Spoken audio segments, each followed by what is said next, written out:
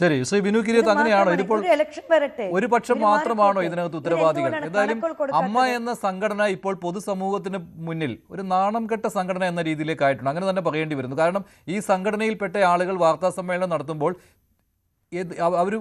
അവരുടെ ഈ കേൾക്കാൻ നല്ല രസമുണ്ട്. കാരണം അങ്ങനെയുള്ള കാര്യങ്ങളാണ് പരസ്പരം ആരോപണങ്ങളായിട്ട് ഉന്നയിച്ചുകൊണ്ടിരിക്കുന്നത്. അതിനും അപ്പുറം ഈ പൊതുസമൂഹത്തിന് മുന്നിൽ തൊലി ഉരിഞ്ഞു നിൽക്കുകയല്ലേ ഇപ്പോൾ അമ്മ സംഘടന? ഇത് ഞാൻ അമ്മയിലെ മെമ്പറല്ല, ഞാൻ റൈറ്റേഴ്സ് യൂണിയൻ്റെ ഫിഫ്കയുടെ മെമ്പറാണ്. തീർച്ചയായിട്ടും ഞാൻ എപ്പോഴും പറയുന്നൊരു കാര്യമുണ്ട്, നമ്മൾ ടെക്നീഷ്യൻസിനേക്കാൾ താരങ്ങളെന്ന് പറയുന്നത് ജനഹൃദയങ്ങളിലാണ് വസിക്കുന്നത്. തീർച്ചയായിട്ടും ഞാൻ പറയുന്നത്, ഇപ്പം ഇവരൊരു ഷോ വച്ചാൽ പോലും ജനം കൂവി ഇവരെ നാറ്റിക്കും. കാരണം അത്രയ്ക്ക് നാറിയിരിക്കുകയാണ് ഈ പരസ്പര വിഴുപ്പലക്കൽ കൊണ്ട്. എന്താണ് നേടുന്നത്? ഇപ്പോൾ ഞങ്ങൾക്കൊക്കെ സംഘടനകളുണ്ട്, ഞങ്ങൾക്ക് പറയാനുള്ളത് ഞങ്ങൾ സംഘടനയ്ക്കുള്ളിലാണ് പറയാറ്. ഇതിപ്പോൾ ആരെങ്കിലും ഒരാളൊരു ക്യാമറയുമായിട്ട് വന്നു കഴിഞ്ഞാൽ അവരോട് നമുക്ക് അഭിപ്രായങ്ങൾ പറയാം, തീർച്ചയായിട്ടും ഇന്ന പ്രശ്നങ്ങളുണ്ട്.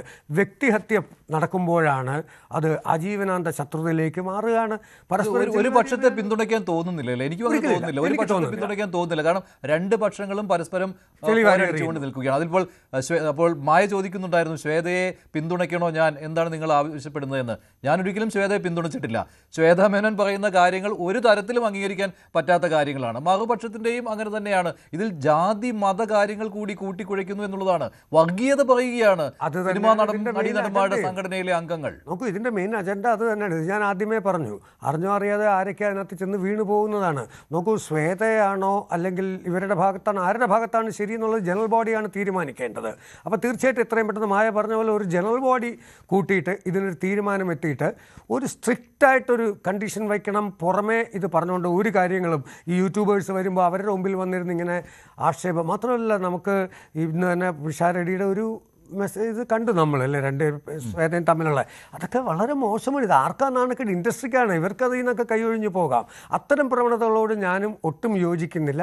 ഇതിനകത്തുള്ള ഇൻറ്റേർണൽ മാറ്റർ എന്ന് പറയുന്നത് തീർച്ചയായിട്ടും എത്രയും പെട്ടെന്ന് അതിനകത്തുള്ളവർ തീർക്കുക. പിന്നെ ഒന്ന് ഞാനിപ്പോഴും പറയുകയാണ്, ഇതൊന്നും ഇല്ലെങ്കിലും നാളെ സൂര്യൻ ഉദിക്കും. ഇതൊന്നും ജനങ്ങൾക്കിതൊന്നും ഒരു മാറ്ററല്ല, ഒരു പരിധി വരെ. അത് കഴിഞ്ഞാൽ അവരും സഹികേട്ടിരിക്കുകയാണിപ്പോൾ. നിങ്ങൾ നാറിയിരിക്കുന്നു. ഇതിൻ്റെ ആവശ്യം എന്താണ്? ഇനിയിപ്പോൾ നോക്കിക്കോളൂ, ഇത് തീരില്ല. ഇത് എത്രയായാലും ഈ പറഞ്ഞ പോലെ സ്ത്രീയുടെ ശത്രു സ്ത്രീ തന്നെയാണെന്ന് പറഞ്ഞ പോലെ നമുക്കറിയാം, ജയലളിതയും ശശികല അതിന് ഏറ്റവും വലിയ എക്സാമ്പിളാണ്. ഒരു കാലവും അവർ പിന്നെ ഒന്നിക്കാൻ പോകുന്നില്ല. അത് ദയവ് ചെയ്ത് ഇവിടെ പരസ്പരം അങ്ങോട്ടും ഇങ്ങോട്ടും, സ്ത്രീ ആയിക്കോട്ടെ പുരുഷനായിക്കോട്ടെ, ഒന്നിച്ച് കാരണം ഒരുപാട് പേരുടെ അന്നമാണ്. ഇപ്പോൾ ശ്വേതാ മേനോന് 70 ലക്ഷം രൂപ ഒരു സംഘടന കൊടുത്തതിൻ്റെ പേരിൽ അതൊരു ഹിന്ദു അമ്പലത്തിൽ നിന്നാണെന്നുള്ളതാണ് പ്രശ്നം. നോക്കൂ, നമുക്ക് ചാരിറ്റിക്ക് വേണ്ടിയിട്ട് പണം തരുന്നത് അവരുടെ മതം ഒന്നും നമ്മൾ നോക്കാറില്ല, സ്വീകരിക്കുക. കാരണം അത് നിങ്ങൾ ഈ ലക്ഷങ്ങൾ വാങ്ങിക്കുന്ന താരങ്ങളല്ലാതെ 1500 രൂപ തികച്ച് കണ്ടിട്ടില്ലാത്ത താരങ്ങളും ഉണ്ട്. അവർക്ക് കിട്ടുന്ന അന്നത്തെ മുടക്കരുത്. അത് മാത്രമല്ല, അവിടെ ജാതി മതവും മാത്രമല്ല രാഷ്ട്രീയവും കലർത്തുകയാണ്. ഇപ്പോൾ അമ്മ സംഘടനയെ BJP പിടിക്കാൻ പോകുന്നു എന്ന രീതിയിലുള്ള കാര്യങ്ങൾ വരുന്നു. BJP നേതാവ് അതിനെതിരെ വാർത്താ സമ്മേളനം നടത്തുന്നു. കൂടുതൽ വാർത്തകൾക്ക് News 18 Keralam YouTube channel subscribe ചെയ്യുക.